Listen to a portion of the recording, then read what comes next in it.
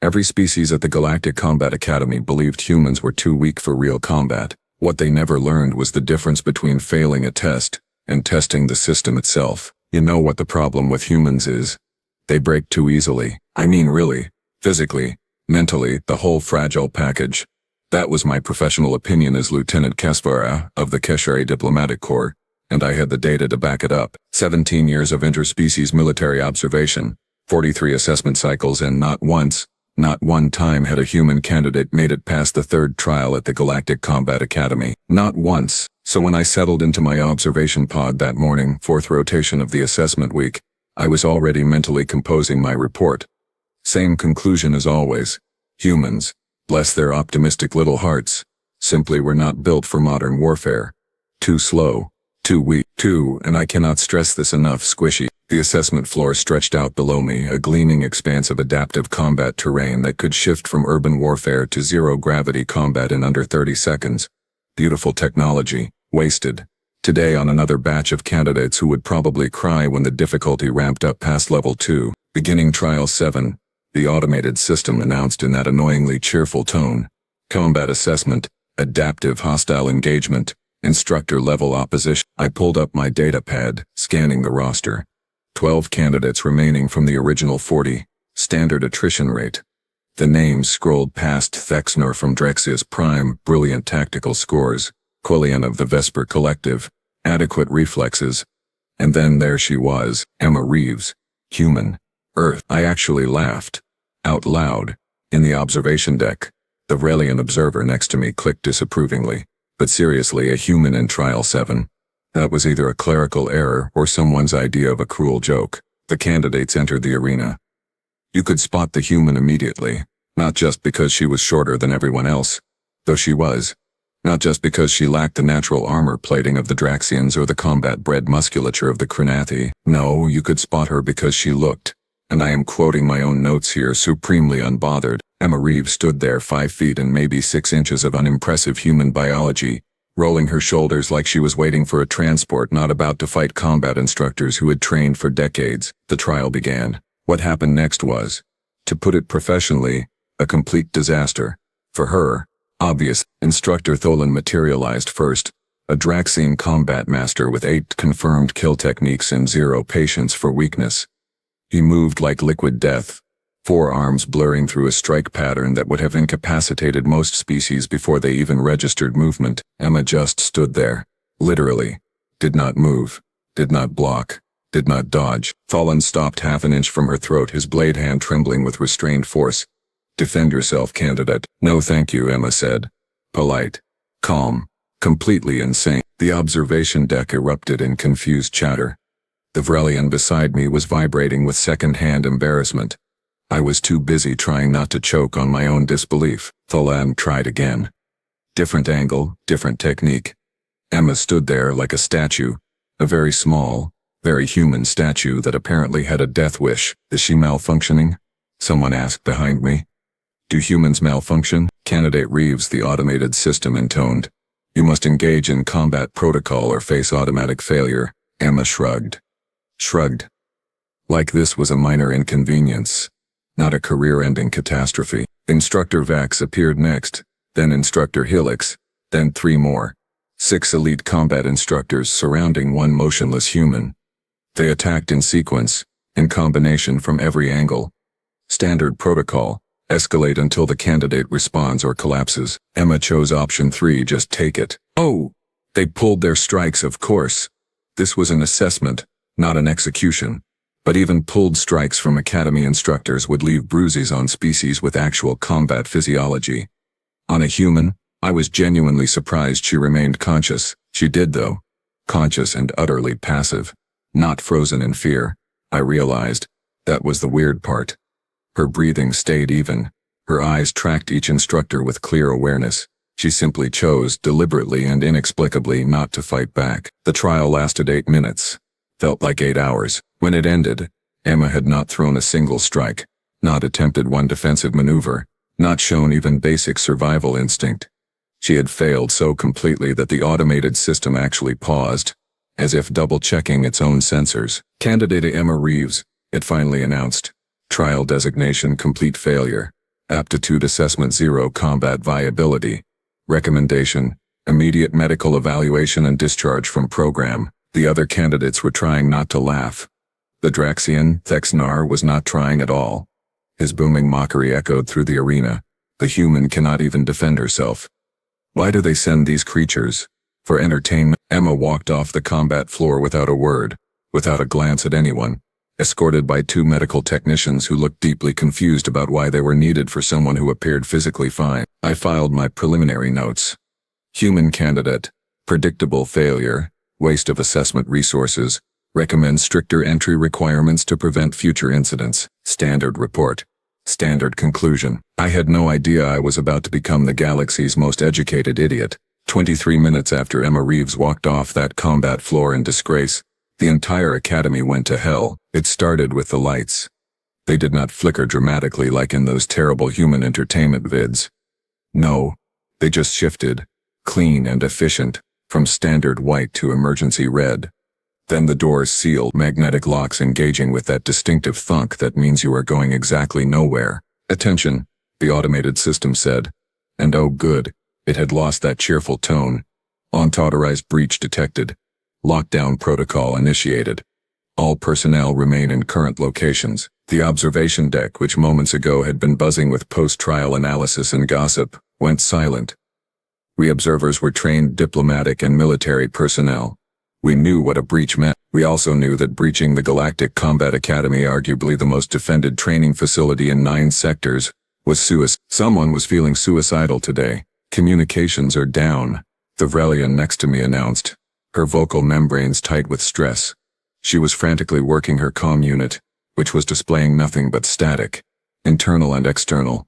We are isolated. Impossible, I said, because it was.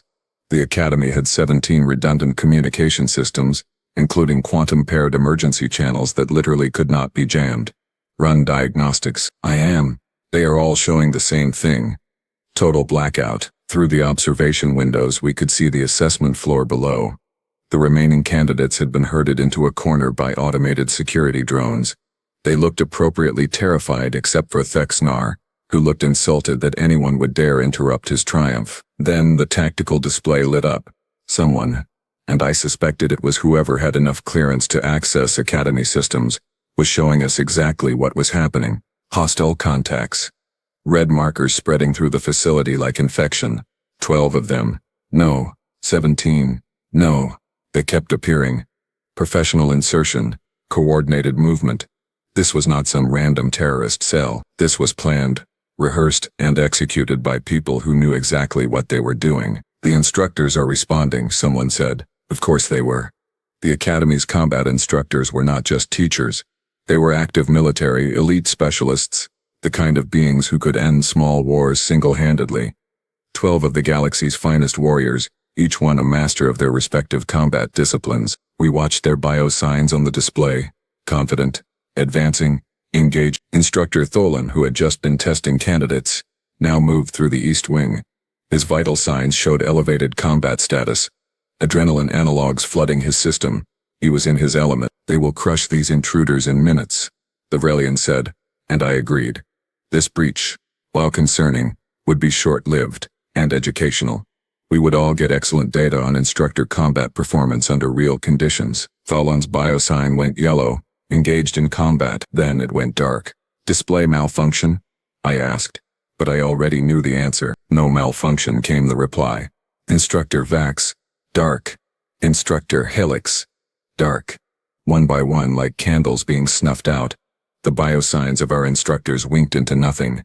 Not killed, the system would show that differently. Incapacitated. Disabled. 4 minutes. That was how long it took for all 12 combat instructors to go offline. 4 minutes. The observation deck erupted into panic. Controlled, professional panic. But panic nonetheless. These were not ordinary soldiers stumbling into darkness. These were our instructors. The beings who set the standard, the ones who were supposed to be, and I am using the technical term here, unkillable. Who are they? Someone demanded. What force could do this? I was running through possibilities. Krenathi death squads? No. Too fast. Synthetic combat units? Maybe. But the Academy's sensors would have detected that. Rogue military contractors. Possible. But why? The hostile markers continued spreading. Methodical. Efficient. They were securing sectors, controlling choke points, herding everyone into containable zones. This was not a smash and grab. This was a takeover. We need to warn someone, the Vrelian said. If communications are down, if the instructors are compromised, then we are trapped, I finished. Trapped with candidates who barely passed their trials, and hostiles who just took down 12 of the galaxy's best in under 5 minutes. My datapad chimed. A system notification. I glanced down. Medical wing update. Patient discharge. Emma Reeves cleared for return to quarters. I stared at that notification, my mind making connections I did not want it to make. The human who could not fight, walking free through a facility now controlled by hostiles who had shredded our best defenders like paper. That poor stupid human was going to walk right into a massacre. Or so I thought. Turns out I had the massacre part right. Just had the victim completely wrong. 6 minutes into our nightmare, someone accessed the security feeds. Not the automated system which had been suspiciously silent since announcing the lockdown. No, this was manual override, the kind that required both technical skill and absolute disregard for protocol. The main observation screen flickered, then resolved into a split view of various corridor cameras throughout the facility. Who did that? I asked. Nobody answered, because everyone was too busy watching what the feeds were showing. Movement. Fast, purposeful movement through the East Wing. One of the hostiles, we assumed, stalking through corridors where our instructors had fallen. The figure moved with economy, no wasted motion, staying low and using cover like someone who actually understood the concept of not getting shot. Then the figure hit a light patch, and we got a clear view. Oh no, the Vrelian breathed. Emma Reeves. The human. The failure. Walking directly into hostile territory like she was taking a casual stroll through a park. Someone needs to warn her, a Korvath observer said. She will be killed. I opened my mouth to agree, then closed it, because Emma had just done something very, very interesting. She had stopped at an intersection, tilted her head like she was listening, then moved. Not away from danger, toward it. 3 hostiles came around the corner, weapons raised, professional formation. They saw her. Small human, unarmed, alone, easy target. What happened next took 4 seconds and violated several laws of physics that I was fairly sure still applied. Emma moved. Not like she had moved during the trial, which was to say, not at all. This was different. This was fluid, efficient, and absolutely brutal. She was inside their formation before they could fire, using their own bodies as shields, their own momentum against them. A strike to a knee joint, an elbow to a throat, a weapon redirected into its owner's ally. 4 seconds. 3 hostiles down. The observation deck went silent. Did she just? Someone started. Yes, I said, but she could not even. Someone else tried. Apparently she could. I finished. Emma kept moving. The security feeds tracked her through corridors, and we watched, collectively forgetting to breathe as she proceeded to systematically dismantle every hostile she encountered. Not kill, I noticed. Disable. Precise, controlled, and utterly merciless in execution, but non-lethal. A hostile with a plasma rifle, confident in his range advantage. Emma used a wall panel as a springboard, cleared 8 feet horizontally, and had him unconscious before he hit the ground. His weapon clattered away, useless. 2 hostiles working in tandem, covering each other's angles like trained professionals. Emma threw an equipment crate, not at them but at the ceiling panel above them. Sparks, darkness, confusion. By the time emergency lighting kicked in, both were down and Emma was gone. This is impossible. Vexena rumbled from the candidate's corner below. The human failed. We all witnessed it. But had we? I pulled up the trial footage on my datapad, reviewing Emma's performance with new context. She had not failed to fight. She had refused to fight. Every instructor strike that landed she had clearly seen coming. Her positioning, which I had dismissed as paralyzed fear, had actually been calculated to minimize actual damage while appearing completely incompetent. She had thrown the trial. Deliberately. Perfectly. Why would she do that? The Vrelian asked. Because apparently I was thinking out loud. Because, I said slowly, pieces clicking together in my mind, she was not being tested. She was testing. On screen, Emma encountered 4 hostiles simultaneously. Bad odds for anyone. Suicide odds for a human. Or so we thought. She used environmental advantages, a low ceiling that favored her smaller size, A doorway that forced them to funnel their own crossfire angles against them. It was not pretty, it was not elegant. It was absolutely effective. She fought like someone who had done this before, many times before, against opponents who were actually trying to kill her, not instructors pulling strikes in a training scenario. Combat instructors represent the highest standard of martial achievement, I said, watching Emma drop another hostile with a move that definitely was not in any academy manual. You do not strike them. You do not treat them as targets. Even in simulation, it would be, what is the human term, disrespectful. So she just stood there and let them hit her, the brilliant said. That is insane. That is human, I corrected. They have this bizarre concept called principles. Apparently hers include not punching teachers even when instructed to. Emma cleared another corridor.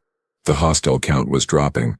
Fast. She is heading toward the command center, someone noted, tracking her path. Where they are holding the instructors. Of course she was. Because Emma Reeves, the complete failure, was apparently the only combat-capable person left standing in the entire academy. The irony was so thick you could serve it at diplomatic functions. Watching Emma Reeves work was like watching a very small, very angry predator hunt prey that had no idea they were prey until it was too late. Sector by sector, corridor by corridor, she dismantled the hostile operation with the kind of methodical efficiency usually reserved for automated cleaning systems. Except messier. And significantly more terrifying for everyone involved who was not Emma. She is in the North Wing now, I narrated because apparently I had become the official commentator for this absolute circus. 6 hostiles reported in that sector. No, wait. 5. She just dropped one with... Is that a fire extinguisher? It was. She had used a fire extinguisher as both a blinding agent and a blunt weapon. The hostile never saw it coming literally, because his face was full of chemical foam. That is not standard combat doctrine, the Vrelian said. Nothing about this is standard, I replied. The hostiles were starting to realize something was wrong. You could see it in their movements, the way they bunched together instead of maintaining proper spacing, the way they checked corners twice, the way their weapons swept through wider arcs, looking for a threat they could not pin down. Fear. They were afraid of a human who weighed maybe 60 kilograms soaking wet and had failed her combat assessment 8 hours ago. Emma hit the North Wing environmental controls. The temperature dropped 15 degrees in 30 seconds. Not enough to harm anyone, but enough to make the Draxian hostiles sluggish. Cold-blooded species. Environmental weakness. She had done her homework. When they slowed, she was already moving, hitting them in sequence before they could coordinate a response. She is using psychology, I said, watching another hostile go down. She is not just fighting them. She is making them scared to be fought, and it was working. Beautifully. Terribly.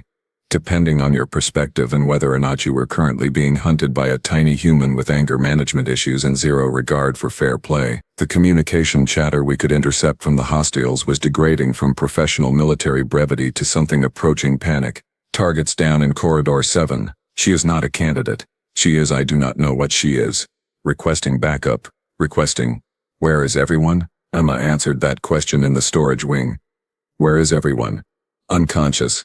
Zip-tied with their own equipment. Stacked neatly against walls like cordwood with pulse and awareness. Just no freedom of movement or dignity. She found Instructor Tholin in subsection 4 slumped against a wall with a neural disruptor burn across his shoulder. Not fatal, but enough to put him down hard. 2 hostiles were standing guard, confident that an unconscious Draxian was not a threat. They were right. He was not a threat. Emma, however, absolutely was. She came through the ventilation shaft because of course she did. Humans and their bizarre ability to compress themselves into spaces that should not fit their skeletons. The first hostile knew something was wrong when the vent cover hit him in the face. The second one actually got his weapon raised before Emma relieved him of both consciousness and dignity. She is extracting the instructors, someone said, watching Emma drag Tholin's considerable bulk toward a secure room. How is she moving him? He weighs 3 times what she does. Leverage, I said, watching her use a maintenance cart as an improvised stretcher. And spite. Mostly spite, I think. She found Instructor Vax next, then Instructor Helix. Each time, the pattern repeated. Locate, neutralize guards, secure instructor, move to next target. Methodical, professional, completely and utterly relentless. The hostiles were down to single digits now. They knew it. We knew it. Emma definitely knew it. And she was using that knowledge like a weapon. She started leaving messages, actual messages, written on walls with equipment markers. 9 left. Try harder. You should probably run. That is psychological warfare, the Velian said, sounding almost offended. That is mean. That is effective, I corrected, watching 3 hostiles abandon their post and sprint for the emergency airlocks. She is not just winning, she is making them quit. In the medical wing, Emma found 4 instructors secured in a storage room, still unconscious from whatever the hostiles had used. She checked their vitals with surprising gentleness, given that 10 minutes ago she had been using a keyboard as improvised brass knuckles. Satisfied they were stable, she rigged the door to lock from inside and moved on. How many hostiles left? Someone asked. I checked the tracking. 4 confirmed active. 2 possibly retreating. The rest are, well, resting involuntarily. Emma appeared on camera in the central hub. She looked up directly at the security feed. And I swear, she smirked. Then she pointed toward the command center. The message was clear. She was coming, and whoever was in charge of this disaster had better be ready. Should we warn them? The Korvath observer asked. Warn them about what? I replied. That the human they ignored is about to ruin their entire operation.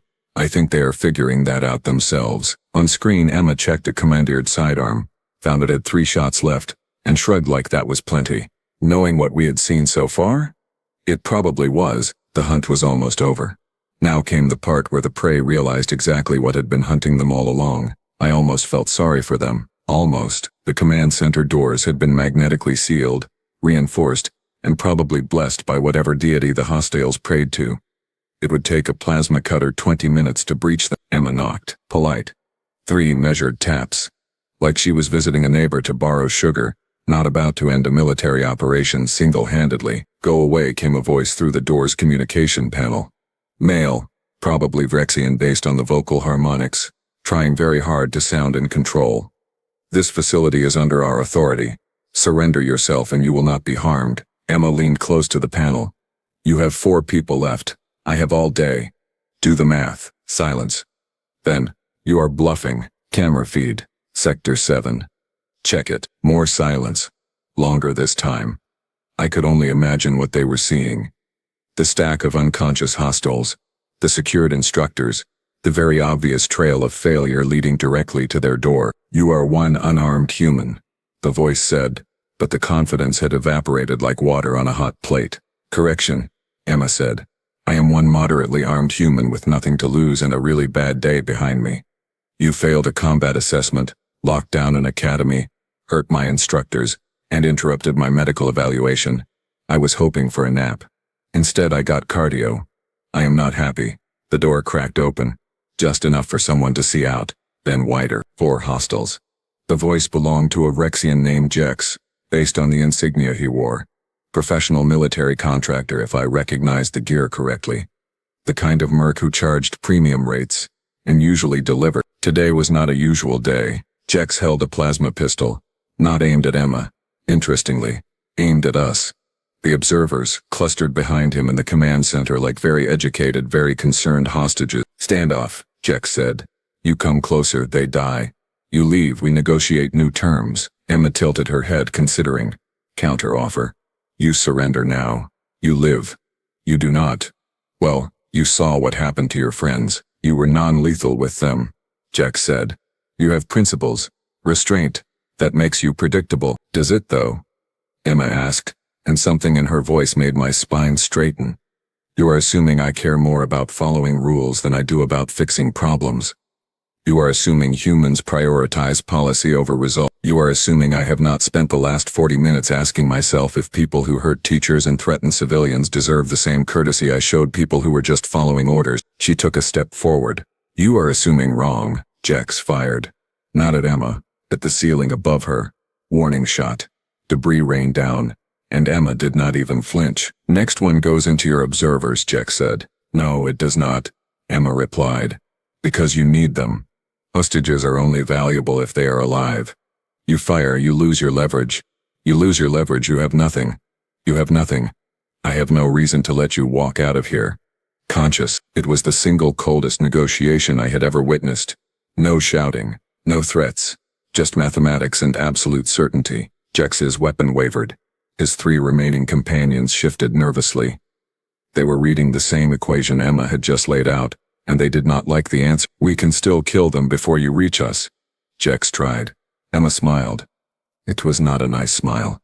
"You can try. But here is the thing about humans. We are slow. We are weak. We are squishy. But we are also very, very good at spite. You hurt them, I hurt you worse. That is not a threat. That is a promise backed by 16 of your unconscious friends who thought they were tougher than one small human." The standoff lasted 5 seconds that felt like 5 years.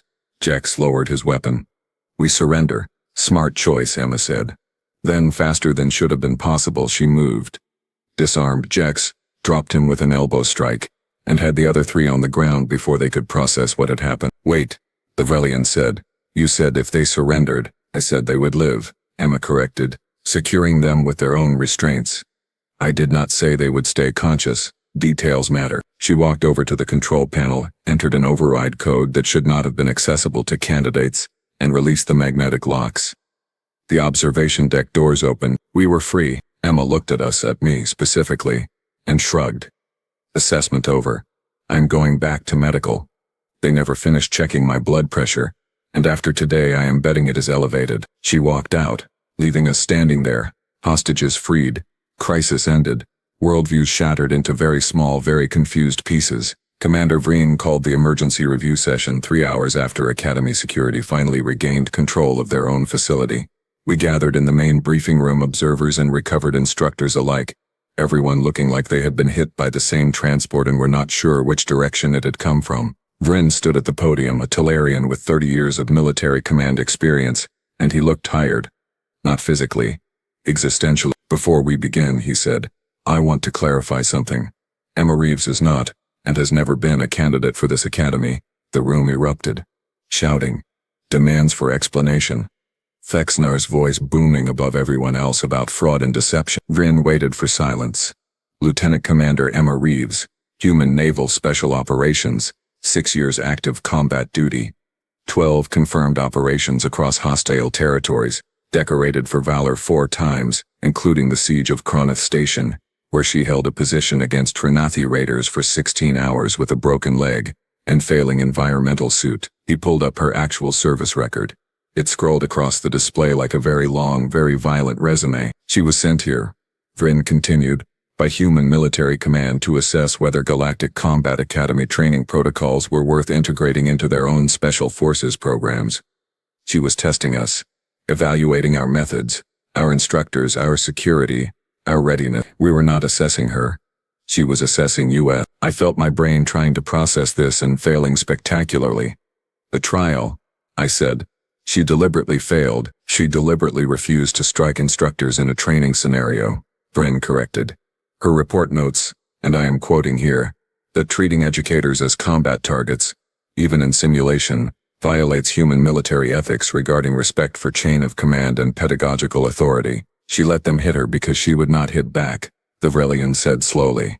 "That is insane. That is principled," Vryn said. "There is a difference." Instructor Tholun, shoulder bandaged and pride thoroughly demolished, spoke up. "What else does her report say?" Vryn's expression did something complicated. "Would you like the full version or the summary?" "Summary," Tholun said. "The Galactic Combat Academy fails to meet minimum standards for human special operations training integration. Facilities are adequate. Instructors are competent. Security is, and again I quote, embarrassingly inadequate for an institution claiming military excellence. Recommendation: do not adopt Academy protocols. Assessment complete." The silence that followed could have been weaponized. "She failed us," I said, and then started laughing. Could not help it. The absurdity was too much. We failed her evaluation. The human we dismissed as incompetent just gave our entire academy a failing grade. "It gets better," Vryn said, which meant it absolutely got worse. Her secondary report, filed with Galactic Security, recommends a complete overhaul of Academy defensive systems, noting that a single hostile infiltration team should never have been able to compromise an elite military training facility. She has offered to consult on improvements for a Fexnar made a sound like a ground car dying. "The human who could not defend herself is now offering to teach us defense." "The human who would not defend herself against instructors," I corrected. Just defended this entire facility against actual hostiles. Present tense. Successfully. Alone. While we sat in observation and watched, that landed like a hammer. Emma's official report, all 47 pages of it, was made available for review. I read it that night. Professional. Detailed. Scathing. She had documented every weakness, every gap in security, every overconfident assumption. She had been taking notes from day one. The last line stuck with me. Human military personnel are trained to mission completion regardless of obstacles, assessment outcomes, or institutional opinions regarding their capabilities. Standards are maintained through performance, not credentials. Assessment complete. Reeves out. I filed my own report the next day. 17 years of observation, 43 assessment cycles, and one spectacular education in humility. Turns out the problem with humans was not that they break too easily. The problem was assuming they would break at all. Emma Reeves